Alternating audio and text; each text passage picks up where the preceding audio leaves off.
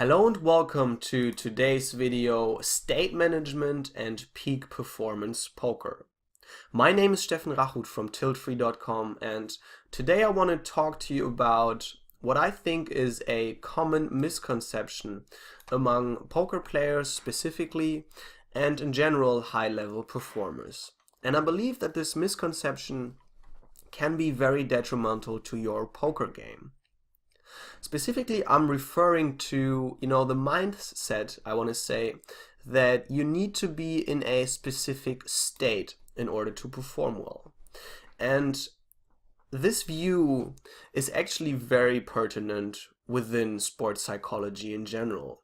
Maybe you've heard about the theory of flow or the zone of optimal functioning, or generally, the saying of being in the zone. And while I strongly believe that this theory has some merits, I also think that there are a certain inherent problems with this.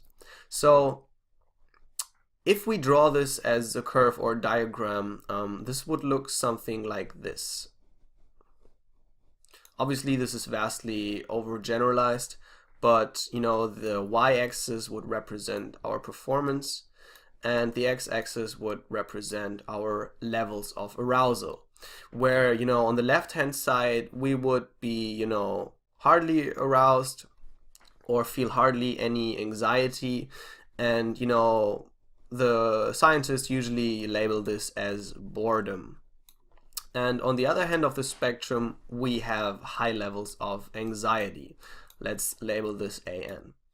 Now both the boredom spectrum and the high levels of anxiety spectrum are quote-unquote bad for us, so the theory goes. And furthermore, there is, a range of emotion, I want to say, or a range of arousal, which would be somewhere here, in which we perform optimally. Let's label this O. Now, the problem with this, I believe, is that if we adhere to this theory too strictly, we might begin to believe that any bad state automatically leads to bad performance. Now the problem with this is that basically there's only a very small fraction of this range, as you can see, that is labeled as quote-unquote good, and all the others will be bad. Now obviously if we are occupied constantly with being in this very optimal state, this automatically has a negative effect on us, because we need, on the poker table, we need to be very focused on the things that are going on around us, rather than constantly checking ourselves how we're feeling right now, what our emotions are, what our thoughts are, and how our body feels. Now in the past few decades there actually has been done a lot of research in this realm, and there are various very interesting studies that do not really validate this state hypothesis. And these studies usually were done with high-level athletes from a wide range of sports, and usually what has been tested was anxiety. And as you would probably agree with me, anxiety is probably one of the most detrimental forces for us in poker as well. And what these studies really found was that even though some athletes compared to others might experience more anxiety either before performance or during performance, but they actually did not perform worse than the others. And this is really the main takeaway from the studies, is that we kind of need to challenge this dogma that we need to be in an optimal state of mind in order to perform well, because science has really shown this not always to be true. And without going into too much detail here, I just want you to ask yourself, or think back to a time where you actually played good poker even though you did not feel optimal at the moment. And I want to give you a personal example in this context. A few years back I played a live tournament after a very short night's sleep, And I still remember being super drained on day one, and I really was fighting with myself because I was so tired all day long.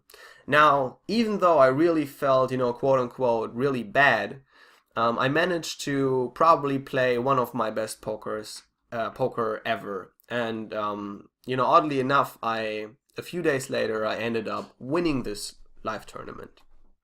Now, for you, I just want you to think about your own poker career and kind of think back to a time where you actually managed to perform well, even though you didn't feel like it.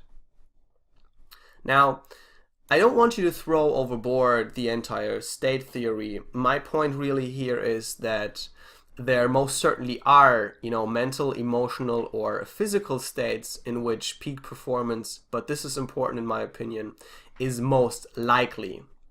However, the main part here is not to overly rely on them.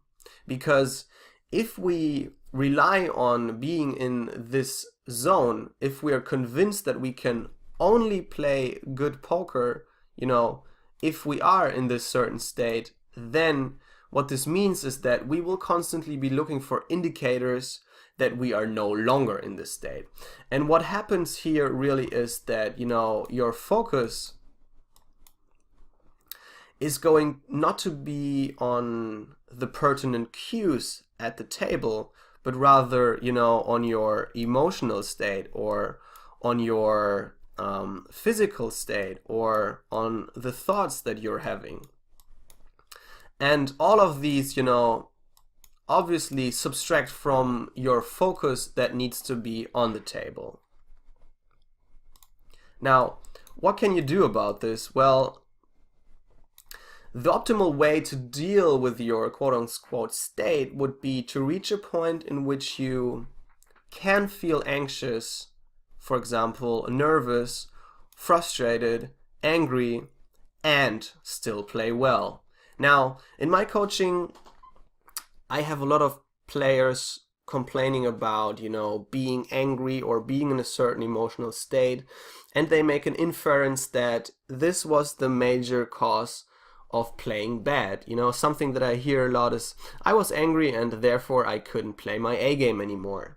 And while, there certainly is a certain correlation between being angry and not playing well anymore, it is not as strong as people usually think. The emotions itself, the emotions we feel, are not 100% responsible for our actions. And to really drive this point home, I want to tell you that peak performance is not a matter of state. It is rather a matter of the right allocation of attention. What do I mean by that? Well, look at this way. Your attention in a poker context would be your focus. And if you perform well, think about where your focus goes. Usually your focus is totally on the outside world. It is about, your opponents, or, the timing that another player uses, the bet sizes, or the board texture, let's say. Now, on the other hand of the spectrum, there is, focus that is inward. And what I mean by that is that we're not focused on the things that are going on around us, the things that are relevant to us playing poker, but now we're focused on ourselves, and now we're thinking about what we're thinking, or how we're feeling, or how our emotions are. And naturally the focus that needs to be on the poker table, on the hand that's going on in front of us, is going to be drawn away towards us. And this is the general theory of peak performance that I want to propose to you right now. Now, there are obviously a variety of ways to deal with this, but I believe that the most effective way to learn the skill is through regular mindfulness practice. And lots of studies have shown the benefits of mindfulness in general, but during the past few years there have also been lots of new studies showing that mindfulness or, meditative techniques can be very, very helpful in performance settings. And what mindfulness in the long run is going to help you achieve is that you will be able at some point to tolerate negative emotions, thoughts, and physical sensations better. And at the same time, this means that you will reach a point where you can say, I felt angry, for example, and I continue to play well. And as you can see, there is no dichotomy anymore between those two, between emotions and performance. Rather, you are going to reach a state or a point in which you can feel an emotion that obviously is not optimal and that probably, is uncomfortable, but you will be able to decenter, to detach from it in a way that you are still going to be able to play well. Now, to kind of conclude this video, I want you to think about the takeaways. Now, first of all, I think it's important not to obsess over your state.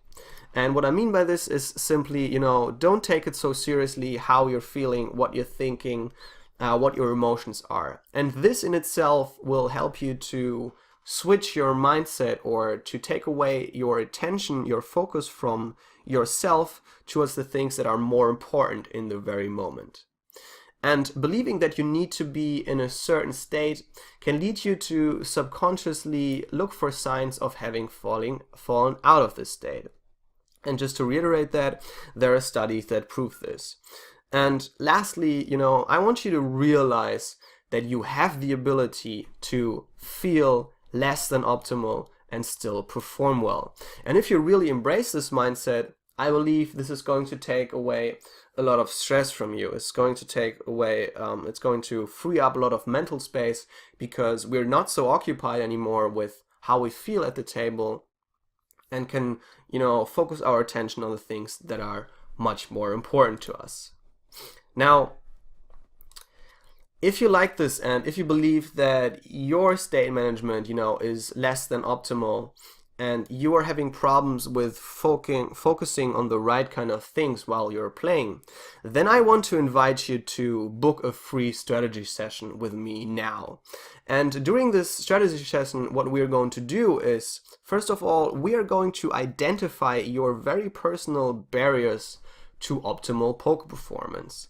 And secondly, we will then develop a clear plan of actions of what you can do in the future in order to, alleviate these barriers and replace them maybe with better habits, with better actions, etc.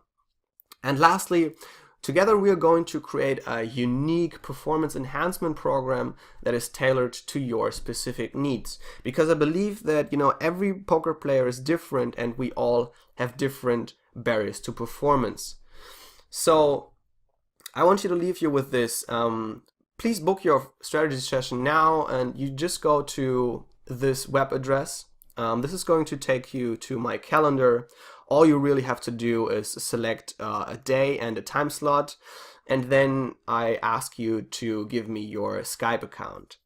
And that's it. You are going to get a confirmation email, and I will be in touch with you. So this is it from me today. Please leave me a comment or, write me on Facebook. Have a good day and see you in the next video. Bye.